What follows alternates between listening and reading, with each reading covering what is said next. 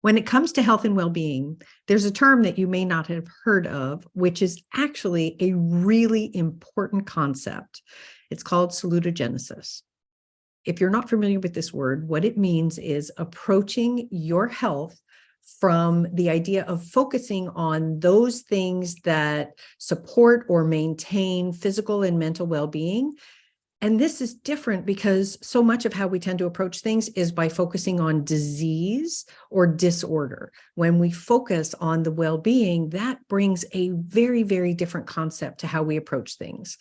Salutogenesis, the idea of salutogenesis, also helps promote focusing on developing coping mechanisms and strategies so that while you're dealing with stressful things, you have the tools in place to help you be able to move forward through what's going on. And that's why today I am so delighted to be talking with my colleague and friend, Jenny Johnson. I'm going to tell you just a little bit about her, and then we are going to dive into what I'm sure is going to be a fascinating conversation. So Jenny's business is called Simplified Wellness Designs, and she is a pediatric physical therapist, a board-certified functional health coach, and a certified professional life coach.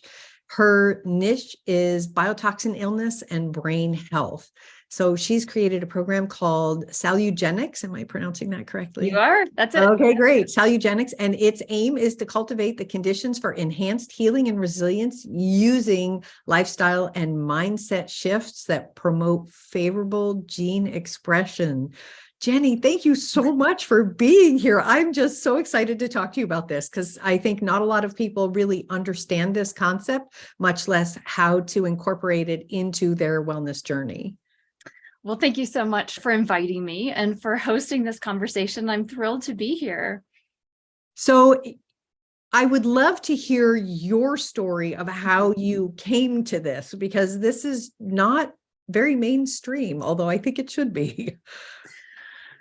Well, I haven't practiced my personal story that brought me here for a while. I'm afraid I would give you accidentally the long version instead of the short version, but I'm going to try to do my best because I think it is important to kind of hear how this came to be. There is a lot of personal experience on my own part and with family members that brought me to this thinking and this awareness and this reality that our inner terrain matters so much. My family was actually living on a little organic homestead at the time. And we were, running our own little garden and a pond and a pasture and an orchard. It was idyllic. It was beautiful. Long story short, there's a negative side to that story where we ended up getting sick from the ticks in the pasture. So there's the biotoxin illness connection there. Oh, no. But before that happened, there was just so much beauty that we learned about the importance of the soil. And while we were learning about gardening and getting our seedlings ready to plant and our seeds ready to plant in the garden, we would actually take a scoop of our soil to the local extension office and have them examine it and see how much of different minerals were in the soil to tell us, oh, you need to add just a little bit more of this or a little bit more of that, and then it's going to be just perfect to grow all of your vegetables. So we scooped up some of our soil and we took it to the local extension office, and they said, this isn't soil, this is dirt. And I was like, well, what's the difference? It's dirt, soil. They said, this is dead. There's nothing in this that's going to sustain life. You're not going to grow vegetables. You need a lot. You need compost and minerals and lots of things mixed in here. This is really just dead dirt. And so that really set me on the path of learning about the importance of our growth material. What are our raw ingredients that we're using, that we're asking flowers and vegetables to bloom from? So fast forward about a year, I was living on this farm and I had a shoulder injury. I was trying to get back into exercise and did it way too fast and wrong. Messed up my shoulder. Mind you, I'm a physical therapist. So I thought, well, I know what to do. I'll fix myself. So I started going to physical therapy, getting some ideas, doing my own physical therapy, and it was just not coming along. And I thought, oh my goodness, like I know what to do as a physical therapist and it's not working. I ended up even having surgery on this shoulder and it still didn't heal. I did everything under the sun, chiropractic, acupuncture, massage, all of these cool different modalities that I had available to me as a physical therapist, and it wasn't coming along. Meanwhile, I had a lot of stress going on. I was not sleeping very well. I was in a rough patch, even with my marriage, and going through a rough spiritual kind of desert experience. So thinking back now, my inner terrain was not conducive to my shoulder flourishing and healing. It wasn't for another probably year and a half that I started to deal with my inner terrain, my sleep and my stress, and some forgiveness that needed to come in, really cultivating the conditions for the energy of this shoulder to be able to heal. When I did these things, the shoulder just came along. It just kind of, all the pain went away. It was like there was a blockage there that wasn't allowing it to heal. That was my first experience of just the power of the inner terrain. I saw the same thing happen with my kids and with my husband. I'm not going to get into every single story, but boom, boom, boom, significant illnesses and traumas that occurred that were either healed by love, I will say. Shift from our mindset from fear to love was very powerful for my husband. For my son, his kind of shift was cleaning up his environment, and his stress is what helped him shift away from social anxiety and a lot of trouble with school and insomnia. He started working on some mindset and some environmental exposures that he was dealing with related to his genes. When he dealt with that, his whole life expression shifted. His whole life experience shifted. Wow. And then I saw something in addition to that with my daughter. She actually was in a great life experience, happy, happy, joy, joy type of personality. And then she had a significant trauma. And when she had that significant trauma, we were told that it upregulated certain genes that she was born with. And then she developed a chronic illness because of that trauma that then didn't resolve until she dealt with the trauma. So I'm putting together our whole family's experiences with this lens that I didn't learn in physical therapy school. We learned input, output, you fix the shoulder, boom, boom. It didn't work that way for us. There was this broader perspective of mind, body, spirit. It's all connected. I think we all know this as humans, yet we're shy to talk about it sometimes, but it is so true that all of these aspects of ourselves are connected. And when one part of ourself is down, the other parts of ourself can come in and heal that. So if our physical body is down, we can bring in our spiritual, mental, emotional, relational resources to help that. And then vice versa. It's all connected. So that's a little bit about my journey and my family's journey into just appreciating the power of the inner terrain and of the connection of body, mind, and spirit when it comes to both, I guess, our susceptibility to illness and then our ability to recover from illness. And I love, first of all, I'm sorry that your family had to go through all these challenges. Like that's always a rough thing when you have to walk that path, but I'm sure that allows you to have such a deep resonance with the people that you work with because you know where they are and what they've been through. But I absolutely love, like you said, we talk about mind, body, spirit all the time. It's challenging sometimes to learn how to incorporate all of those together. And even more than that, to approach any sort of dis-ease or disorder with any part of who we are as a holistic being. Right. From that mindset of the well-being, we're going to focus on the well-being, and from there, allow that to carry us through to begin to resolve these other things. That's such a powerful mindset. And so I'd love to know, how does someone get started with that? Because we certainly don't learn this in school. We don't know it, though I think that we somehow inherently know it as human beings, like we can feel it, we experience it. Not enough people are talking about that. My doctor hasn't told me to just try to get more sleep or eat differently or deal with my stress or go talk with a counselor. They're giving me a pill or a surgery, maybe unless you're working with an integrative or functional medicine or naturopathic type doctor.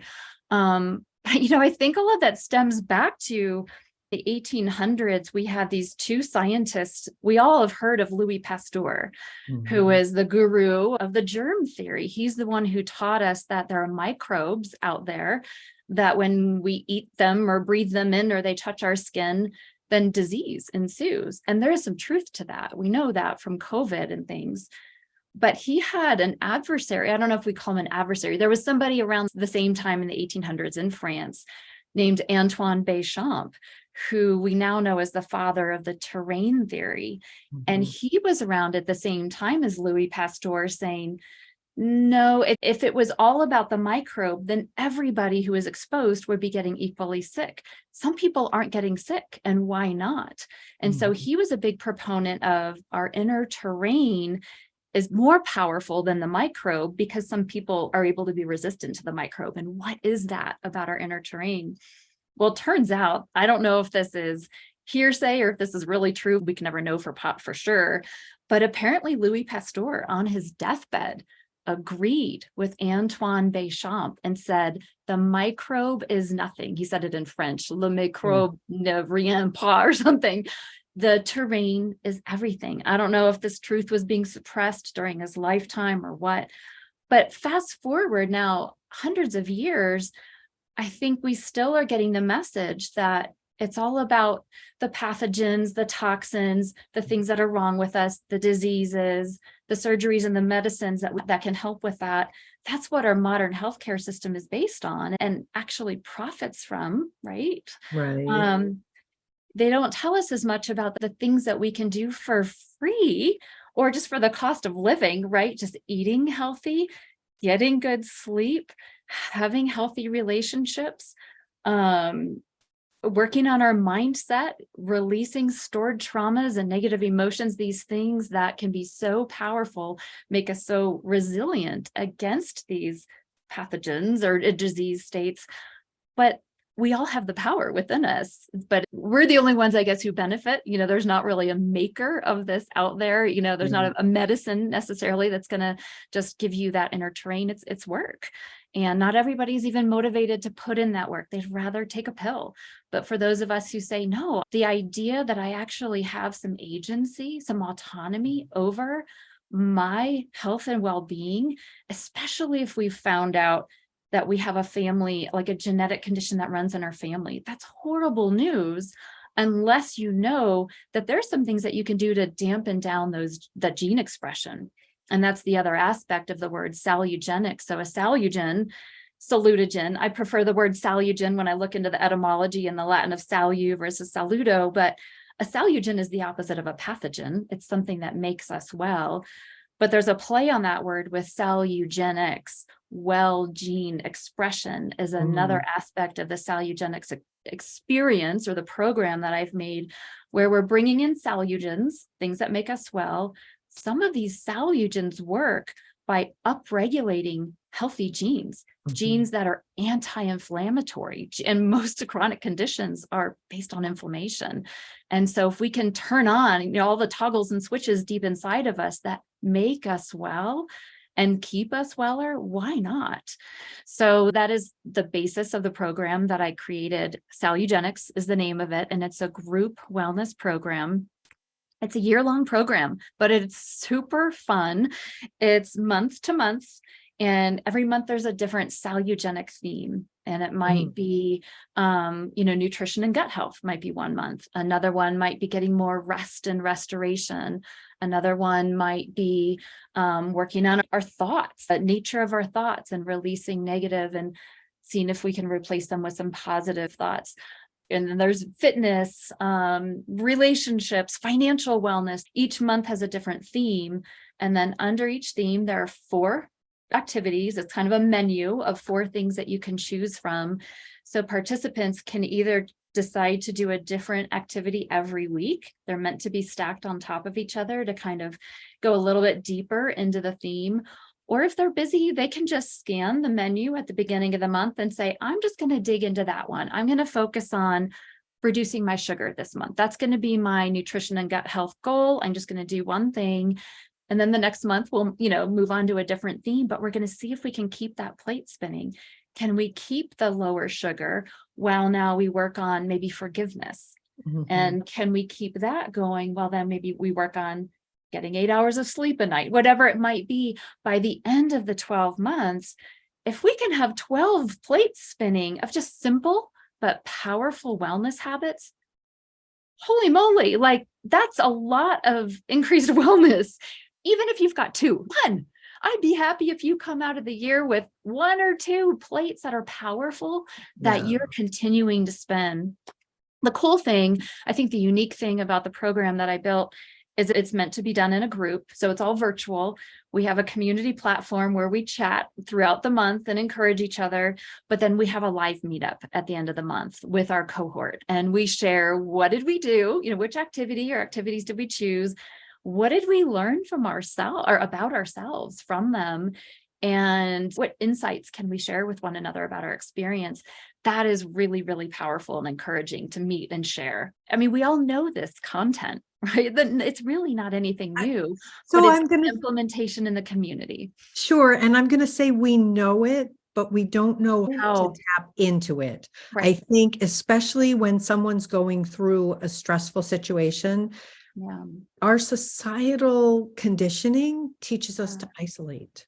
And so all of a sudden, we're by ourselves. We don't have anybody to talk with. We don't know where to go for resources. And so that feeling of overwhelm and challenge increases, which potentially doesn't help whatever else is going on if we don't have tools in place to teach us how to recover from that. So I love that you have not only one focus at a time, because again, I think our human impulse is, I'm just going to do it all, and we feel like we're going to just put our boots on and dive in. And really, if we just take one small thing at a time and we build those habits, we wind up having a much more powerful impact than if we try to do everything all at once. But I also love the group aspect of it, because we then realize we're not isolated. We're not the only ones. And sometimes perhaps there is the possibility that someone else may say something that turns out to be like a key for you that you didn't even know or consider or think of. So that sounds like a really wonderful aspect of the work that you're doing and the community that you support. Yes, it is. The community is so powerful. The solidarity, the sense of going through something together. And by the end of the year, this cohort has gotten tight. Like we're a tight group. I just finished my first year with my first cohort, and every single person signed up to do it another year. And we're kind of tweaking it a little bit for year 2. There's some new things. Some of the things are going to stay the same. They wanted to stay with the same group and just go around again. But I think the community aspect is the key. And yes, and actually the laying out the systematic way of introducing the tools, so that, okay, here's my activity for the week. I get to try this new thing. And the next week, there's a new thing to try. There's a systematic way of unfolding the activities that make it approachable and doable. And then in the group, it's very powerful. Yeah. Well, and I also love that you are very open about the fact that these tools, these strategies, these resources are actually things that are available to all of us. We simply have not grown up learning how to implement them in our life. And then perhaps we hit some kind of a crisis point and it's like, okay, now what? If someone wanted to begin to focus more on the salugenesis of their journey, where's a simple, approachable way to start? Like, what do you think is a good beginning for someone? Well, what I have my clients start with is, and we do this in month 1, which is usually in January, even though admission to my groups is rolling. Month 1 is really diving in and doing a lot of kind of self-discovery type stuff. So we do an annual examine where we look back on the previous year and do a lot of journaling and reflection on what went well, what went maybe not so well, and what do I want my annual examine of next year to look like? What do I want to tweak a little bit? And so we come in, we develop our why, if you will. We do a values assessment, and this is really cool. This is free online. Oh, I can't remember what the link is. I'm happy to share it with you if you want to share it with your group. But there's a link to a free values assessment. And what I have my clients do is go online. It's a really fun tool. It shows you all of these cards online, And you get to pick 10 of these cards that resonate with you the most. They're different values. They might say like honesty or family, different values that are there. And you click on the 10 that are most important to you. But what I have people do is click on the 10 that are most important to you from your gut, like your true values, and then go through it again. So you get your answers, you get your 5 top values. And then you go through it again and you answer it really honestly, as if you were a fly on the wall of your own, say, office or bedroom for the last year. What would that fly on the wall say about how you've lived your life? How did you really, what values did you express? Were you really valuing your family and your health, or was it something like accomplishment or, not necessarily a bad thing, financial wealth, or were they a little bit different than what your heart said? And so when we get our answers for how we really expressed our life versus what our heart says, and then I have people kind of compare what insights can you draw from how you're really living your life and how you want to live your life. And again, this kind of sets the stage for the year of, here's what I want my year to look like. And here's why, because I want to get back to my values and I want to feel better by the end of the year in these ways with my relationships or my physical health, whatever it might be. And so I think starting with the why and starting with the values can really help, because by the time you get into month 5 and 6, and you forget, why am I even doing this? This is kind of hard to do an elimination diet or to force myself to turn off my electronics by dinner time so that I can sleep well, or whatever it might be that the activities that you're working on. If you can connect it with your why, connect it with what, the value shift that you were looking to make that you identified at the beginning, that can help so much with sustaining that habit so that you can get to your finish line. So I'll give you that link if you want to share it with your community. That would be great. We can put that down below. And I love the fact that, well, first of all, I love that in the annual assessment, you ask people to look at what went well. I think so often when we're trying to make a change, it's like, what do I want to change? Not what's already good. What do I need to support? So that's wonderful. And then I love that juxtaposition of going through that list twice to not only see where the overlap is, but to also potentially give you the opportunity for some mindful journaling about how to begin to move through that year ahead, and then to have that touchstone to come back to. Right. And so many of us, we don't tend to look back to see, I forget who said it, but there's a famous phrase, you need to look back every now and then to see how far you've come. Yes. And sometimes you also need to look back to find that touchstone, that anchor that's going to keep you moving forward. Very true. Very true. Yeah. The unexamined life is not worth living. Who was it who said that? Can't remember who that quote was, but I love looking back and learning the good and the bad. Absolutely. It's not always what do we want to change, but what went well that I want to celebrate and savor. The positive psychology of the gratitude and the savoring is huge. And if we just take it for granted and move on, we miss that salugenic piece of the gratitude and the savoring, and then continuing whatever went well. How can we continue that? Absolutely. That's important. Yeah. Well, Jenny, this has just been amazing. You've shared so much wonderful information with us, and I'm sure you've given everybody who's listening a lot to think about.